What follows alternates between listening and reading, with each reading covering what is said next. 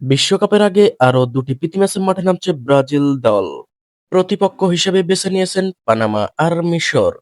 তো গাইস, এই নিয়েই থাকছে আজকের ভিডিও। তো বন্ধুরা, ভিডিওটা শুরু করার আগে তোমাদের কাছে আমার একটা রিকোয়েস্ট, তোমরা যারা আমার এই চ্যানেলে নতুন আছো তারা সবার আগে আমার চ্যানেলটাকে সাবস্ক্রাইব করো।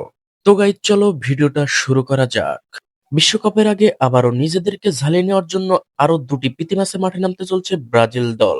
প্রতিপক্ষ হতে যাচ্ছে পানামা আর মিশর।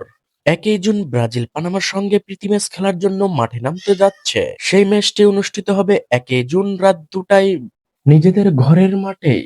আর 7 জুন ব্রাজিল ইন্টারন্যাশনাল প্রীতি ম্যাচে মাঠে নামতে চলছে মিশরের সঙ্গে। এই ম্যাচটি অনুষ্ঠিত হবে 7 জুন রাত 4টায়।